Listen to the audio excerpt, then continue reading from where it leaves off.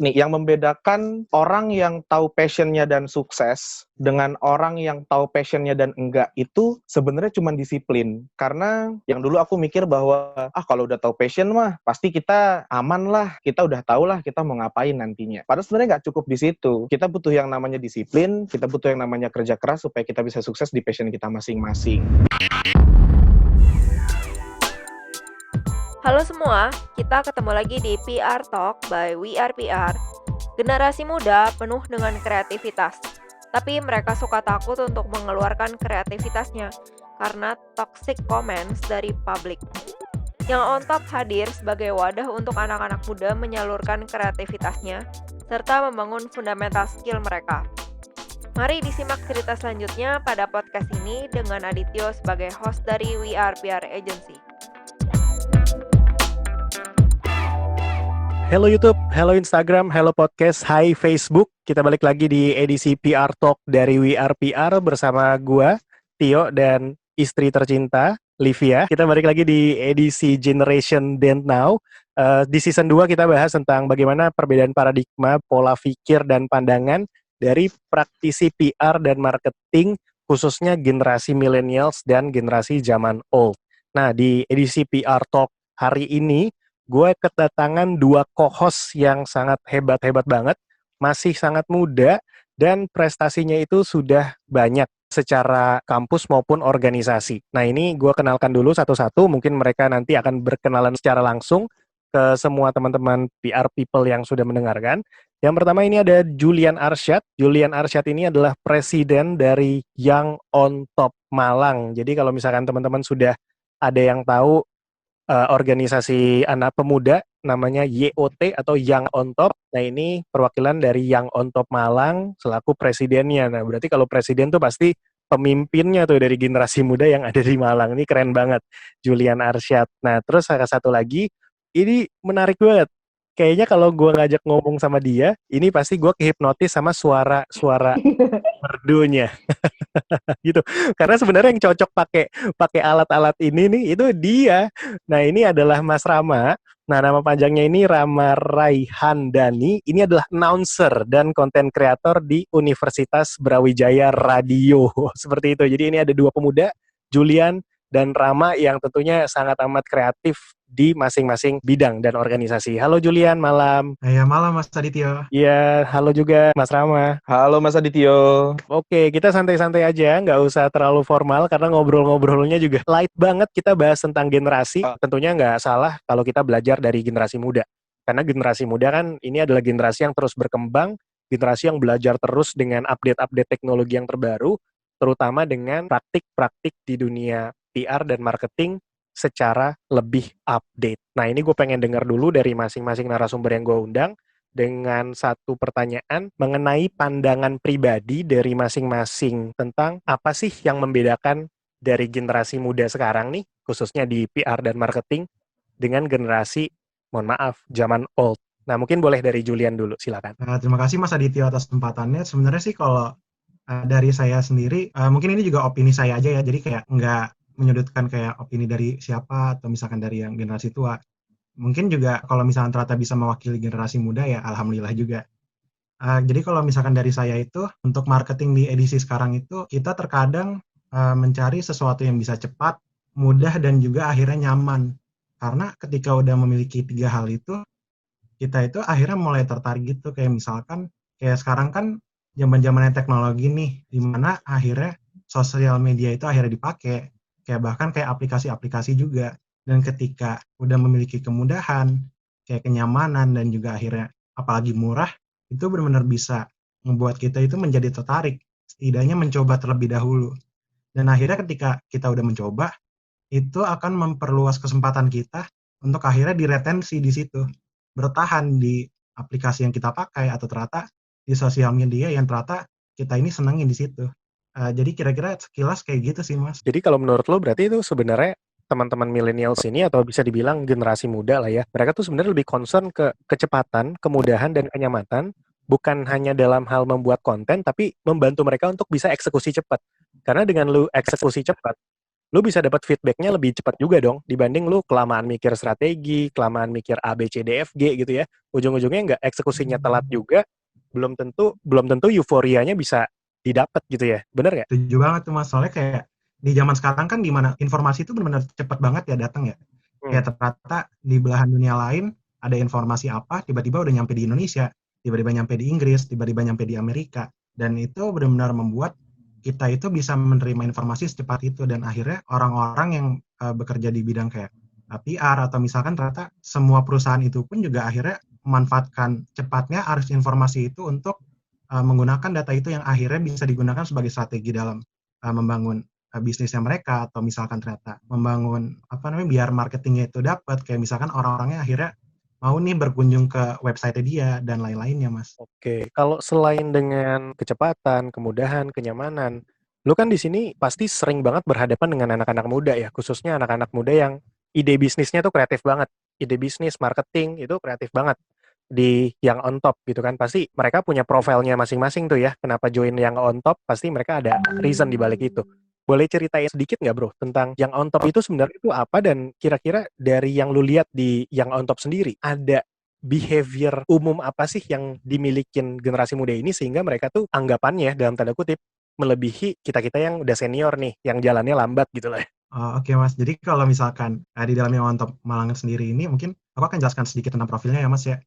Boleh. Jadi yang on top Malang ini khususnya yang di Malang adalah komunitas yang terorganisir yang dia itu bergerak di 4 bidang. Jadi kayak ada green, entrepreneur, katalis yang kayak sosial pendidikan, dan juga ada energi di bagian kesehatan. Tapi selain 4 bidang itu juga kita tuh bergerak di bidang human resource juga ada. Jadi kayak akhirnya kita tuh berkembang di self development, gimana caranya kita bisa memiliki skill set yang akhirnya diperlukan untuk menjadi anak-anak muda yang punya fundamental bagus lah untuk akhirnya meniti karir, atau ternyata akhirnya kita membangun suatu bisnis. Dan di situ yang akhirnya membedakan adalah kalau misalkan kita sebagai mahasiswa Mas, jadi kalau misalkan masuk nih ke dalam suatu organisasi di kampus, kan itu memang udah ada kayak tatanannya, letaknya, kayak misalkan himpunan mahasiswa apa, atau ternyata BEM apa, EM apa, kayak udah ada program-program yang udah tersusun rapi dan emang akhirnya di kampus kan ya.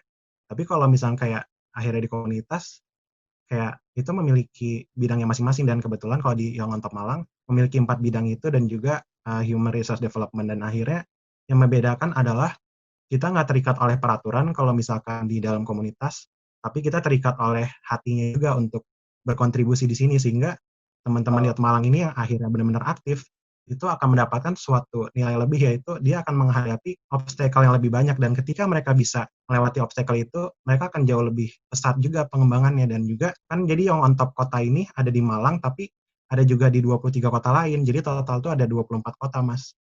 Jadi kita Oke. pun juga punya relasi yang agak luas juga dan agak berbeda mungkin dengan komunitas lain Mas akhirnya. Jadi memang selain hal-hal berkaitan dengan kecepatan, kemudahan, dan kenyamanan, kalau gue bisa tarik kesimpulan, sebenarnya generasi muda tuh identik dengan suka ngumpul kali ya. Suka ngumpul, suka sharing, yang tadinya sekedar ngobrol-ngobrol, tukar pikiran, tukar pendapat. Tapi kalau misalkan ada wadah yang tepat, mereka bisa diarahkan ke arah yang lebih baik. At least menyusun fundamental, supaya tuh mereka dasarnya tuh kuat gitu loh.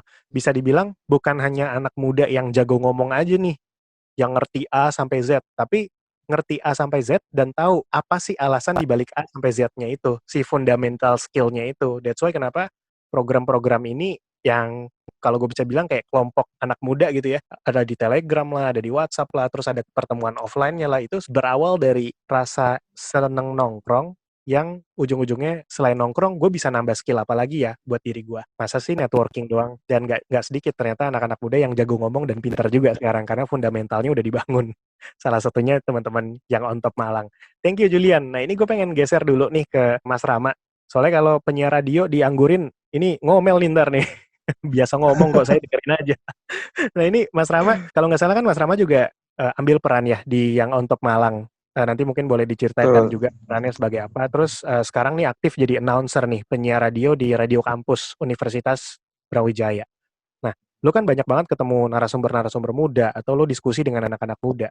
Kalau dari kacamata lu, apa sih sebenarnya yang membedakan si generasi muda ini saat ini? Waduh, thank you banget nih Mas Adit. kesempatannya bisa sharing-sharing bareng sama orang-orang hebat nih. Padahal saya hanya orang biasa. Iya. Jadi kalau bicara masalah peran generasi milenial, kayaknya sekarang kita tuh punya banyak peran deh, Mas. Kita bisa jadi salah satu orang yang merubah nasib sebuah bangsa bahkan. Tapi ini beneran terjadi gitu. Mungkin kita bisa ambil dari negara luar, Amerika, ketika zaman pemilihan antara Donald Trump dengan Hillary Clinton kan sebenarnya peran pemuda di situ juga sebenarnya bermain kan. Nah, kalau kita lihat di Indonesia sendiri, peran anak muda pun juga dalam mengkritisi hal-hal yang terjadi di sekitar mereka itu juga menarik gitu. Akhirnya bisa memberikan teman-teman yang lain pandangan yang berbeda. Bisa kita ambil contoh misalnya mungkin yang lagi viral, saya Bintang Emon ya. Iya, kemarin tuh ya, politik dibuat Bintang bercandaan. Emon tuh Kena deh. kan, itu menarik banget dan akhirnya memberikan kita pandangan baru. Terus juga ada beberapa anak-anak muda lain yang udah mulai mau speak up berbicara tentang masalah-masalah di sekitar mereka gitu. Biasa kita sebut sebagai influencer lah kasarannya. Jadi selain tadi kalau Julian bilang anak-anak muda itu pengen nyamannya dan pengen cepetnya, menurut saya juga sebenarnya anak muda tuh punya satu semangat, satu spirit yang harus dijaga bareng-bareng gitu loh. Mengutip dari kata-katanya Bung Karno yang bilang kalau berikan saya 1.000 orang tua akan saya cabut Semeru dari akarnya, berikan saya 10 orang pemuda akan saya guncang dunia. Saya ngerasa dari kutipan itu sebenarnya generasi tua dan generasi muda tuh punya perannya masing-masing. Oke. Dan dalam sejarah Indonesia pun selalu kayak gitu. Anak muda selalu menjadi pemulanya, yang memelihara adalah generasi-generasi tua dengan kebijaksanaan yang mereka punya, dengan pengalaman yang mereka punya. Akhirnya bisa memelihara semangat-semangat itu. Jadi ya kita sebagai anak muda harus bisa tetap semangat sih dan optimis pastinya untuk bisa ngebangun Indonesia supaya jauh lebih ke depan gitu. Asik. Ini enak ya, Liv ya, kalau dengerin announcer ngomong ya. Nggak ada ae-ae-nya, napasnya enak gitu ya, hembusannya mantep gitu. Beda. Beda. But anyway, gue harus 100% setuju sama Rama. Kalau sebenarnya generasi muda ini bukan hanya terpatok di rentan usia. Generasi muda cuma milik pemuda doang.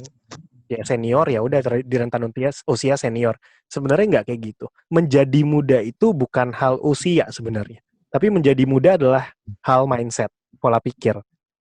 Kalau kita secara pola pikir terus ingin membantu, berkontribusi, tadi ada contohnya Bintang Emon, kritikan aja bisa merubah pola pikir dari seluruh bangsa Indonesia. Hanya dengan satu kritikan gitu ya. Kalau memang antusiasnya kita, semangatnya kita terus muda, terus berenergi, ya sebenarnya di rentan usia manapun kita bisa dibilang ya kita masih muda. Cuman memang yang harus kita kenal dan kita ketahui adalah hidup ini ada cycle-nya. Ada, kalau dalam bahasa bisnis, marketing, ada life cycle. Kalau mungkin teman-teman di marketing yang belajar marketing kan tahu ya, produk ada life cycle, bisnis ada life cycle, waktu di mana dia sudah akhirnya menua dan kehilangan konsumennya. Sama, sebenarnya industri pun ada life cycle-nya. Anak-anak muda ini yang membawa hawa baru, membawa ide baru, membawa inovasi baru, karena mereka lahir dan tumbuh dengan hal-hal seperti itu. That's why kenapa mereka bisa mendisrupt suatu behavior yang baru dengan cepat. Dan ketika behavior itu sudah ada, yang manage siapa? Yang memberikan leadership-nya siapa? Yang memberikan solusi pemecahan masalah siapa? Mereka pasti anak-anak muda ini akan belajar dari teman-teman yang sudah senior, yang levelnya sudah profesional. Ya, istilah kata, sudah makan asam garam. Jadi sebenarnya generasi muda, generasi zaman old, itu bukannya harus berpisah ya. Justru penting untuk berkolaborasi, karena sinerginya adalah seperti kita berjalan. Yang langkah dulu mungkin anak muda, tapi yang menyambut semuanya adalah generasi yang lebih profesional, atau kebalikannya. Mungkin seperti itu. Nah, Livia mungkin ada insight atau tambahan nggak, Liv? Iya, kalau buat gue sendiri sih ini jadi inputan baru ya dari Rama ya, karena dari sesi-sesi kita yang sebelum-sebelumnya nih membahas tentang generation, itu seperti yang tadi Julian udah bilang juga, generasi muda itu pokoknya cepat, instan gitu kan. Karena memang salah satunya mungkin didukung oleh perkembangan teknologi juga. Cuman insight dari Rama ini menjadi apa ya, kayak penyeimbang sih kalau gue boleh bilang. Jadi memang penyeimbang karena generasi ini bukannya harus disaing-saingkan gitu ya, tetapi justru dengan adanya dua pola pikir yang berbeda ini, mereka saling melengkapi. Dimana ketika yang senior ini mungkin secara, bukan gue nggak bisa bilang kurang kreatif sih, mungkin idenya kreatif, tapi drive-nya tuh nggak kenceng gitu loh. Kalau anak-anak muda kan istilahnya kalau dalam bahasa isyarat gue itu, bahasa istilah gue gitu, semakin kita bodoh, semakin kita nggak tahu, kita geraknya semakin cepat. Semakin kita banyak tahu, kita malah geraknya lambat. Karena berpikir, oh gue masih kayak gini, gue masih kayak gitu. Banyak yang dipikirin. Tapi karena anak muda mungkin masih fresh banget, masih perlu trial and error. Jadi drive-nya, semangatnya tuh masih ada. Ketika si teman-teman senior ini memang sisi itunya yang kurang, karena pertimbangan dan lain sebagainya, justru harus berkolaborasi. Di sini kayak gayung bersambut. Yang muda yang ngedrive, benar kata Rama, yang senior yang manage, yang kasih leadership dan lain sebagainya. Nah, kamu kayaknya ada pertanyaan. Iya, mau tanya ke Julian dulu nih, pengalaman selama di Young on Top Malang. Mungkin bisa diceritain nih ke Julian gimana perjalanannya di Young on Top Malang, terus nilai apa aja yang bisa dipetik dari sana. Makasih Mbak Livia atas pertanyaannya. Kalau misalkan selama di On Top Malang ini sebenarnya agak panjang juga ya kalau diceritain karena sebenarnya nggak kerasa juga tiba-tiba udah 1 tahun juga jadi presiden dan menurutku sih itu menjadi satu hal yang menjadi roller coaster ya. Ada kayak sukanya, ada dukanya juga. Tapi mungkin yang bisa dipetik dari yang On Top Malang ini sendiri ketika menjabat sebagai presiden adalah suatu kerja juga yang maksudnya kayak akhirnya mengadakan event atau bisa jadi self development di dalam internal sendiri ataupun ada divisi Markom yang dia akhirnya punya salah satu program yaitu Yotcast, jadi kayak podcastnya juga yang akhirnya itu benar-benar kayak ngambil ilmu terus kayak narik narasumber untuk akhirnya bercerita juga dengan host yang udah disiapkan dari Yacht Malang ini sendiri. Dan pada akhirnya Yacht Malang ini menjadi suatu tempat yang kita ini belajar, tapi belajarnya ini bekerja dengan hati. Karena kita nggak dibayar, kita nggak dikasih kompensasi, dan ketika kita harus marah, kita nggak bisa marah karena mereka udah sukarela bekerja di sini. Dan akhirnya menjadi poinnya adalah gimana caranya kita bisa membuat teman-teman satu frekuensi untuk sama-sama berkontribusi untuk masyarakat ataupun untuk self-development-nya mereka sendiri di sini. Jadi itu adalah suatu hal yang bisa ditarik sih gimana caranya kita ini bisa memiliki interpersonal yang bagus, kita bisa approach teman-teman dengan baik, juga internal maupun secara eksternal juga. Gimana caranya kita bisa membangun brand image yang bagus juga. Terus gimana caranya kita bisa meretensi teman-teman yang ada di Yacht Malang ini biar akhirnya mereka tuh percaya. Dan maksudnya kan kita nggak diikat oleh peraturan. Mungkin mereka juga mahasiswa, ada juga yang lagi kerja dan juga banyak kerjaan. Dan akhirnya gimana caranya kita itu bisa memaintain sumber daya manusianya kita ini akhirnya bisa berkontribusi juga buat masyarakat yang ada di Malang maupun Indonesia ya, apalagi kalau misalkan kita udah kayak Yotcast ini kan udah bisa ke Indonesia juga ya.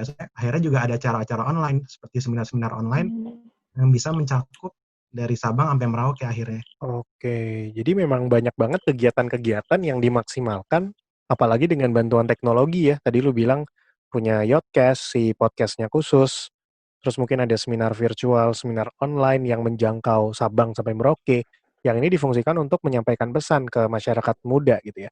Kalau boleh tahu, dari yang on top sendiri sebenarnya pesan yang ingin disampaikan ke masyarakat muda ini tuh apa sih, Jul? Sebenarnya bagaimana sih cara menyampaikan keluar? Berarti kan kita dari event-event yang ada kan ya, juga ada risetnya juga terkadang kayak misalkan lagi butuh apa sih, atau misalkan ternyata di saat kemarin September 2019 permasalahan mental health ini lagi muncul-munculnya dan akhirnya kita bikin nih acara kayak mental health di situ. Terus kayak akhirnya kita melihat sebenarnya apa sih yang dibutuhkan dan sebenarnya dunia ini memiliki banyak masalah tapi setidaknya kita bisa membantu untuk mengadvokasikan itu. Kita mencoba mencari narasumber yang tepat untuk akhirnya bisa mengedukasi teman-teman yang ada di situ dan akhirnya di sini ingin menjadi pionir sih biar teman-teman itu bisa untuk mencari jalannya sendiri dan setidaknya kalian tuh explore karena ketika kita kadang-kadang ngomong passion juga kan kita belum tentu paham juga ya kayak kita tuh mau ke arah mana, bahkan passion itu bukan hanya tentang jobnya aja tapi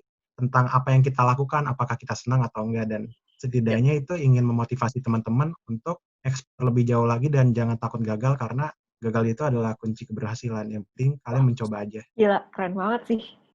Setuju. Berarti bisa dibilang si yang on top ini setiap tahun itu temanya bisa beda-beda ya sesuai dengan apa sih yang sedang dihadapin sama masyarakat muda yang tergabung di komunitas kalian gitu ya. Jadi itu sebenarnya ada kayak acara tahunan Mas sama Bali ya. Jadi itu kita ada acara namanya kayak yacht share juga, jadi kayak berbagi. Terus ada juga namanya love donation. Love donation itu jadi kayak dari energi, yaitu kesehatan, yang kita ada donor darah tapi bisa Oh, dikreativitaskan sesuai dengan batch-nya juga. Jadi misalkan tiap tahun tuh bisa beda. Misalkan tahun ini ngambil leukemia, ternyata tahun depannya thalassemia. Jadi benar-benar ada template-nya yang dua itu. Tapi kalau misalkan akhirnya kita mau memunculkan sesuatu yang menjadi permasalahan, itu bisa banget munculin karena itu kan yang diperlukan juga ya. Ternyata mereka ini memerlukan edukasi tentang mental health. Akhirnya kita adakan suatu kelas yaitu youth class tentang mental health. Terus ada ya, juga kemarin karir kelas karena kayak gini kan corona, terus kayak akhirnya banyak yang PHK atau ternyata gajinya pada dikurangin dan akhirnya dibuatlah karir kelas di sini. Gimana sih caranya kita itu bisa siap untuk dari dunia kuliah ataupun dunia SMA untuk akhirnya kita itu bisa bekerja karena kan ternyata ada gap yang besar juga ya karena kita tuh belajar teori tapi kita belum memiliki pengalaman praktis untuk berada di posisi-posisi yang akan dituju. oke, menarik. Betul, betul banget. Karena tadi di yang lu bilang ada sisi HR-nya ya, human resource-nya dalam hal fundamental. Membangun anak-anak muda yang masuk di Young on Top ini nggak hanya pintar bernetworking, tapi juga pintar berbicara dengan fundamental, dengan landasan yang benar gitu. Kalau misalkan boleh tahu lebih detail lagi di pembicaraan-pembicaraan yang on top ke belakang, khususnya untuk di Malang, biasanya anak-anak muda ini untuk tahun 2020 ini apa sih yang menjadi perhatiannya? Topik apa yang sangat sering dibahas belakangan ini? Jadi kalau misal untuk akhir-akhir ini itu terkadang kita tuh suka bingung juga kan yang kayak masa transisi dari kuliah ke kerja bagaimana juga. Terus juga Hmm. selain itu lebih ke self development sih. Dan dari self development itu kan nggak hanya harus belajar dari gimana cara kita nentuin passion, tapi bisa jadi kita mandik dengan hal kecil nih kayak gimana caranya kita itu tackling procrastination. Gimana caranya kita bisa menghilangkan sifat menunda-nunda karena ternyata Oh, ketika kita betul. menunda-nunda itu bisa ngebuat apa ya banyak planning yang awalnya kita udah mau lakukan tapi akhirnya menjadi ketunda dan akhirnya kita menjadi kurang produktif walaupun kita punya timeline masing-masing ya untuk masalah produktif kayak kita mau seperti apa cuman ternyata procrastination ini bisa menjadi salah satu bahaya juga buat kita karena jika kita bisa memanfaatkan waktu kita dengan efisien itu bisa membuat kita menjadi jauh lebih berharga waktu yang udah kita gunakan. Ya, setuju banget. Salah satu cara untuk membuat lu tidak sukses adalah menunda-nunda. Karena menunda itu sama aja lu tidak care terhadap rezeki yang ada di depan mata sebetulnya. Maka itu jadi salah satu sifat yang sangat amat gue ingin hilangkan karena pada dasarnya itu sangat manusiawi, menunda itu sangat manusiawi dan banyak sih pengalaman-pengalaman ke belakang yang cuma karena gue nunda sejam, nunda 2 jam, nunda sehari, gue nggak dapat rezeki men. Jadi itu memang buat teman-teman PR people, marketing, teman-teman entrepreneur, ingat ya menunda-nunda itu cara paling mudah untuk kalian menghadapi kegagalan. Mungkin Livia ada mau kasih tambahan? Aku setuju sih sama yang Julian bilang gitu. Mungkin aku juga nggak nyangka ternyata yang on top itu apa ya kayak suatu wadah yang mempersiapkan anak-anak muda yang mungkin masih kuliah juga baru lulus yang belum tahu mau kemana itu tuh jadi kayak dikasih arahan gitu mau kemana itu tuh kayak di kalau aku boleh flashback kayak dulu nggak ada sih yang kayak ada suatu organisasi yang mau ngarahin jadi mungkin kalau kayak di usia kita sekarang tuh ya nyesel gitu, ih ternyata nggak oke ya kuliah ini atau apa gitu. Nah ini kayaknya dengan adanya yang on top tuh, wah ternyata bagus banget ya gitu. Nah Betul. next question ke Karama nih. Kalau Karama sama aku juga, kita juga pengen tahu pengalaman selama jadi announcer.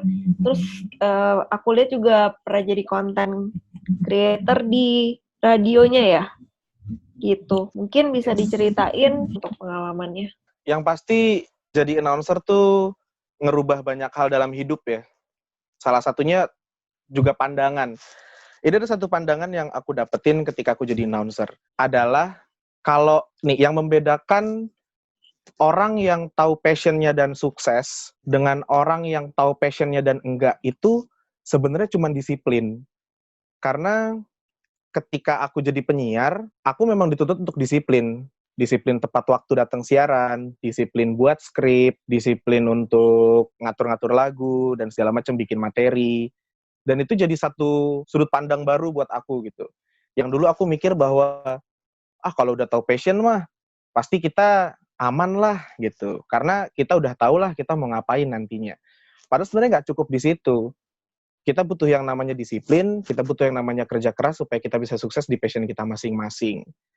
Di sisi lain juga, ketika jadi announcer, ketemu sama banyak orang yang ngebuka pandangan, ketemu sama orang-orang yang hebat juga, dan akhirnya juga tahu kenapa mereka bisa ada di posisi mereka pada saat itu.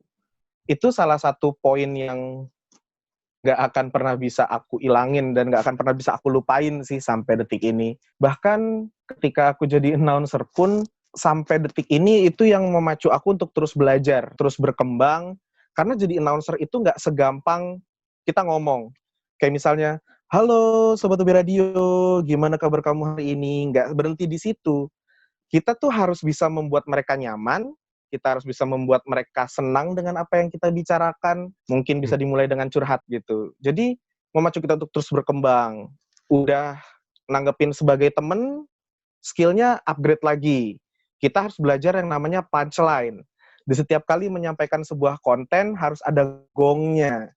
Wah, itu lebih susah lagi. Jadi, akan ada terus stepnya, kayak gitu-gitu terus. Dan juga sebenarnya, kalau untuk jadi konten kreator, ini bisa dibilang sebenarnya sebuah ketidaksengajaan ya. Karena di radio ini tuh radio yang baru berdiri, jadi orangnya masih dikit banget. Orang-orangnya rata-rata double job. Ada yang penyiar juga markom juga, ada yang penyiar juga produser juga. Nah, saya penyiar juga, konten kreator juga. Jadi merambah satu dunia baru yang saya nggak pernah coba rambah. Saya nggak ngerti gimana caranya bikin konten kreator khusus untuk radio gitu. Kalau di Young on Top Malang kan kita tahu sasarannya anak-anak muda.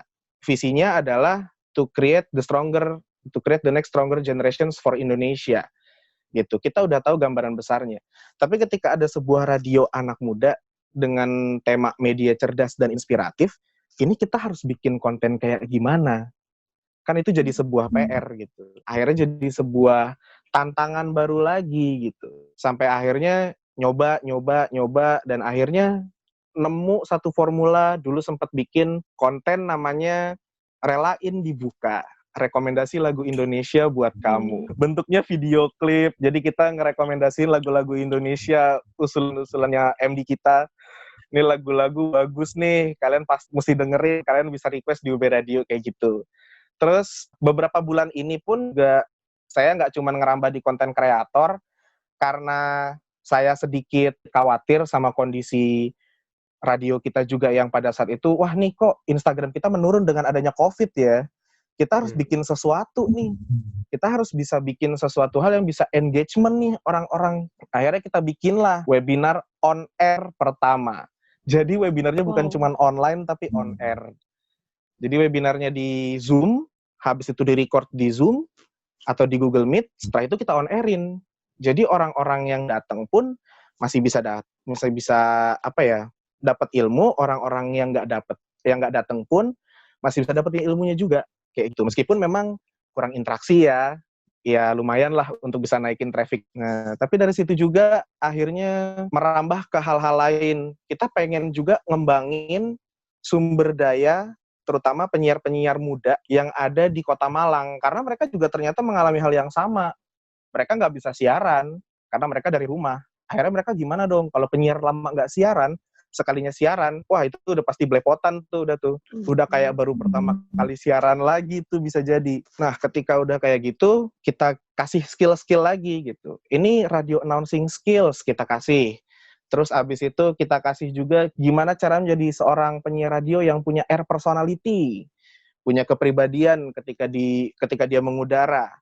Terus juga gimana caranya bikin punchline sebagai seorang penyiar radio, kayak gitu. Dan akhirnya merambah juga ke program lainnya yang kita bikin juga, namanya itu Ruang Sharing. Karena nggak cuma ngomongin tentang radio, tapi ngomongin tentang passion secara banyak. Jadi kita kemarin sempat ngobrolin tentang penulis bareng sama Dion Dexon. Kita ngobrolin tentang musisi bareng sama Kak Stefani BPM. Terus kita juga sempat ngobrolin tentang gimana caranya kamu bisa jadi seorang influencer. Nah, ini anak muda banget kan? Siapa yang nggak pengen jadi influencer gitu kan? Pengen mereka terkenal, pansos-pansos sedikit bisa lah gitu kan. Akhirnya di situ kita tahu bahwa, oh ternyata banyak ya orang-orang yang pengen ngembangin passion mereka, tapi karena COVID, bingung gitu. Sementara rata-rata webinar kan berbayar. Sementara kami menyediakan yang gratis. Terus ketika kita sudah mengembangkan, kita ngasih ilmunya ke teman-teman, terutama teman-teman penyiar, kita udah kasih ilmunya nih lewat program kita yang namanya Broadcast Talk juga. Kita tantang mereka untuk mengaplikasikan ilmu-ilmunya lewat online competition.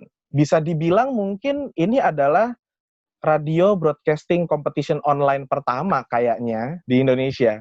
Diadakan secara online di Zoom dengan 42-an peserta, dengan 3 orang juri, mereka kompetisi siaran secara online. Ini mungkin baru pertama kalinya gitu yang ada di sini. Tapi ya balik lagi gitu. Kita udah ngasih ilmu, kita kasih kesempatan juga teman-teman buat ngaplikasiin ilmu-ilmu itu lewat kompetisi. Jadi pelajaran-pelajaran yang bisa didapat di UB Radio selama saya ada itu kayak sama berharganya selama saya di Young on Top gitu. Itu semua berharga banget gitu. Itu saya anggap sebagai sebuah stepping stone, sebagai sebuah proses. Saya juga nggak memungkiri bahwa saya di Young on Top dulu pasti pernah merasakan yang namanya down, di mana Young on Top lagi jatuh dan saya juga lagi jatuh. Tapi kita tetap bangkit bareng-bareng gitu. Tetap ada teman-teman yang berusaha untuk ayo kita bisa bareng-bareng lagi. Jadi akhirnya itu juga yang bisa memupuk mental kita sih sebenarnya. Jangan pernah takut sama yang namanya proses. Kalau memang kita gagal, ya kita kan manusia gitu. Gagal itu mungkin gitu. Kalau aku saranin sih mungkin dirubah aja mindset-nya.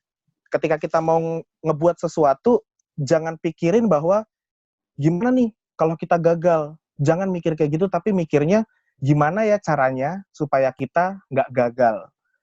Jadi kita akan nyari opsi bahwa oh akan ada kemungkinan gini, kita sediain tuh apa ya kasarnya, plan A, plan B, plan C, plan D gitu. Jadi akhirnya membuat kita untuk udah lanjut aja terus, jangan takut gitu.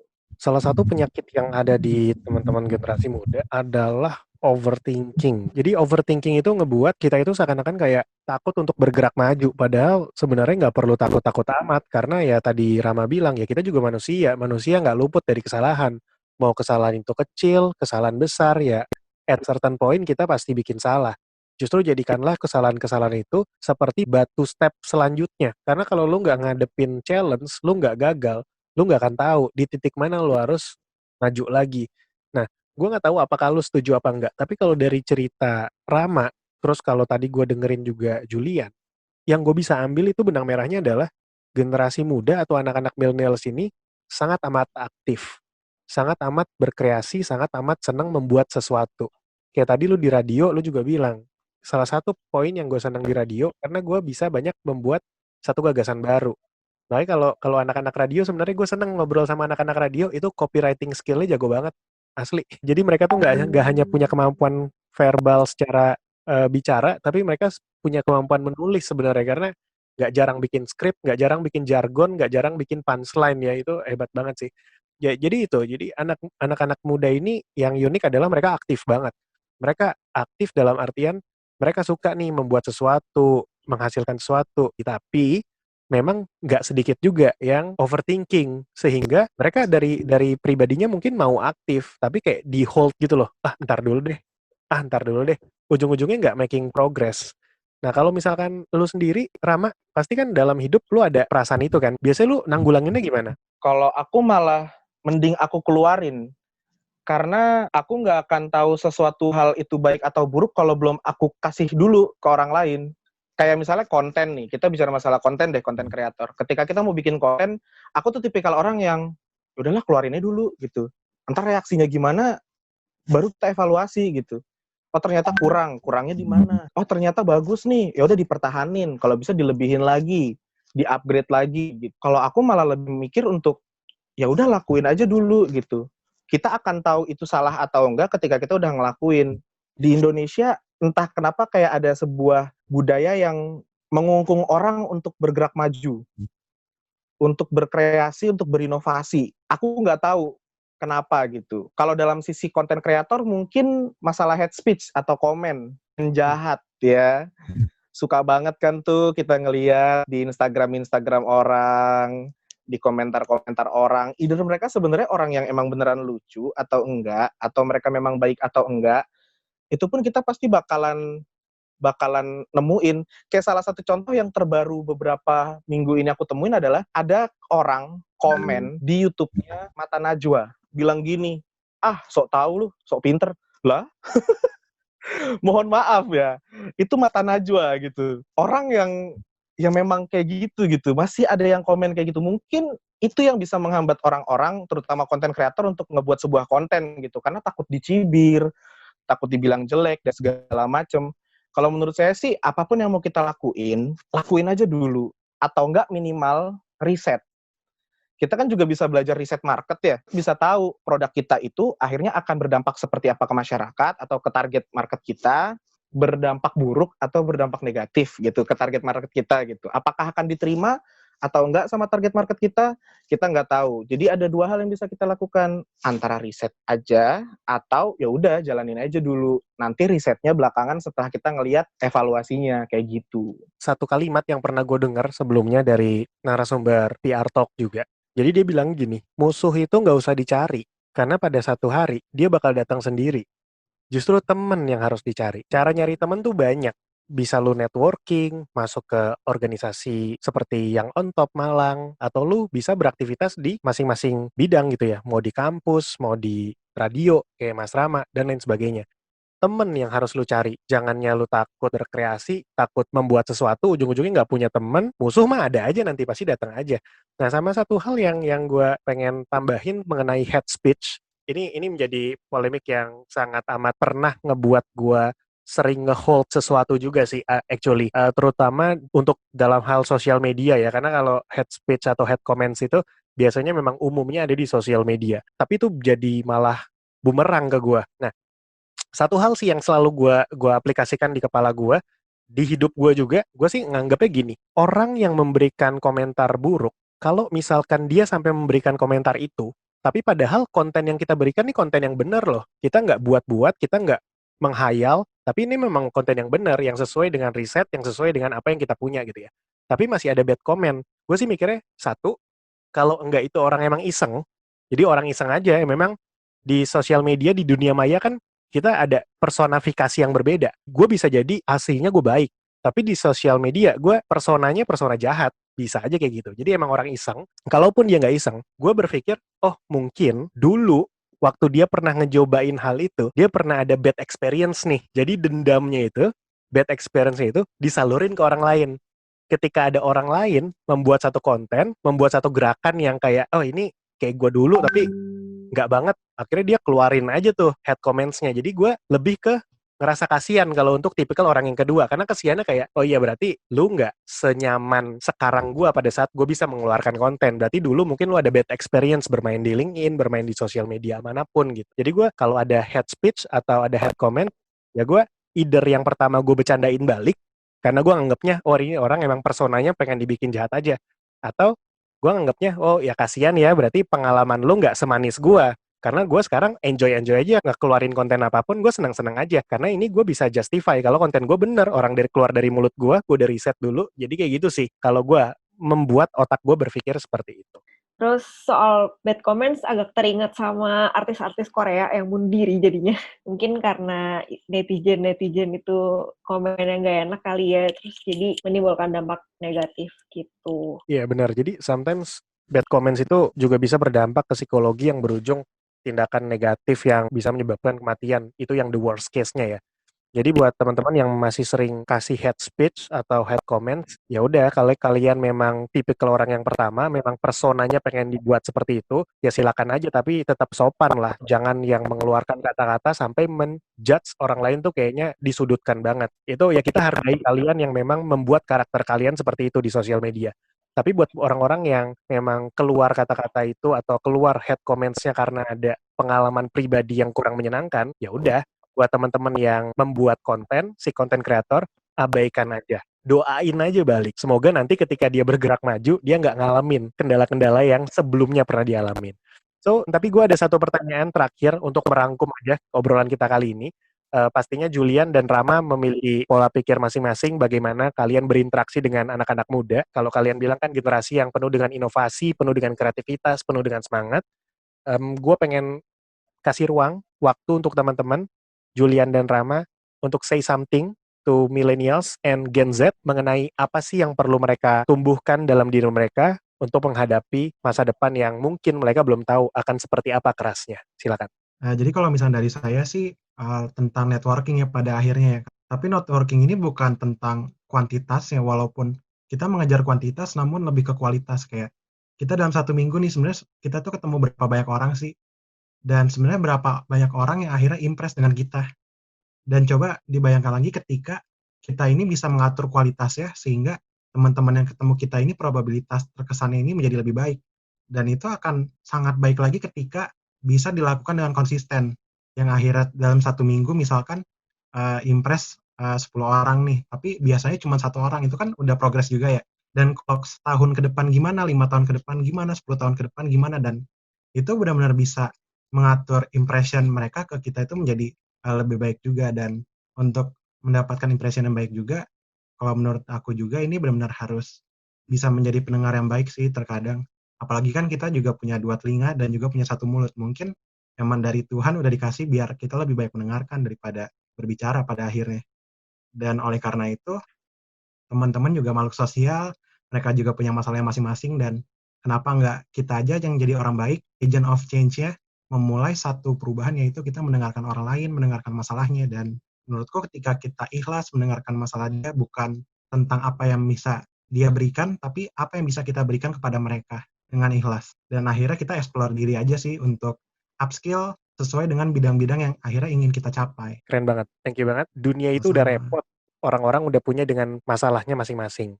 Satu hal yang bisa gue kutip dari Julian yang to be honest gue inspired sekarang, kalau memang orang-orang sudah punya masalahnya masing-masing dan mungkin ada yang berujung jadi orang jahat, kenapa kita gak yang menjadi orang baik? Karena dunia juga masih butuh tokoh protagonis. Monggo silakan Rama. Bener sih kata Julian, sudah terlalu banyak tokoh antagonis dan perlu ada protagonis di dunia kita ini.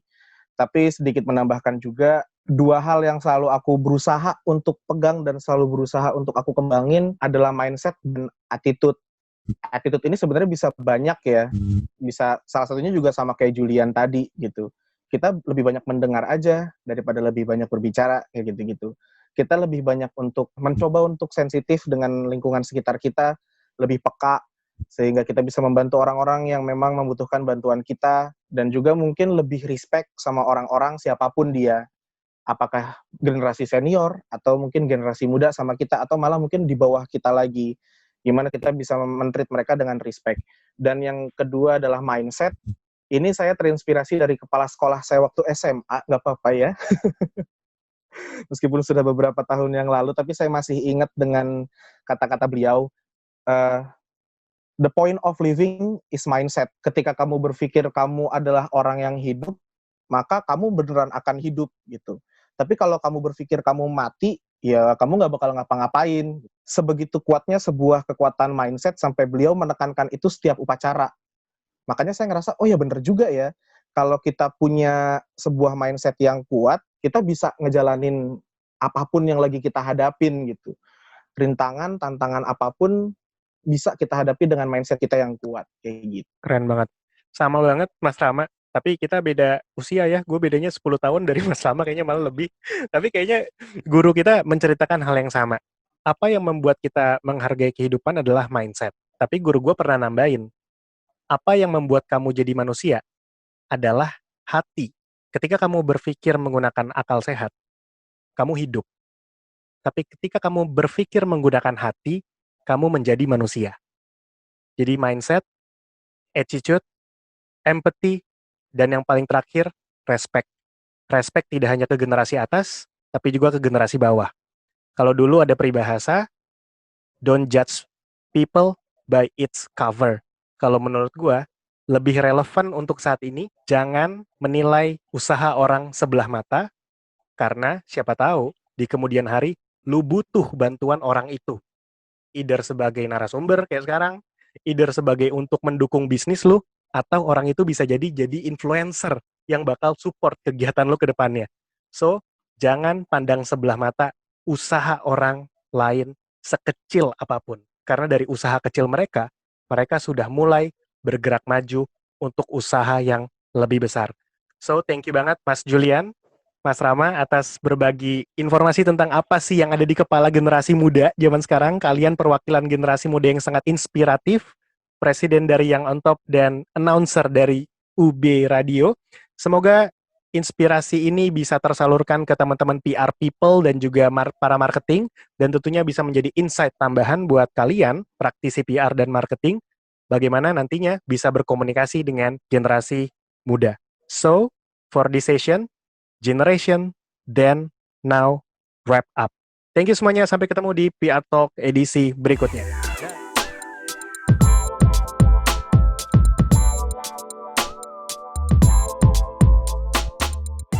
Sekian PR Talk kita hari ini.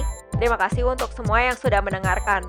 Jangan lupa subscribe dan komen konten kita, serta follow Instagram @WeArePRNetwork. Sampai ketemu di PR Talk selanjutnya. Bye!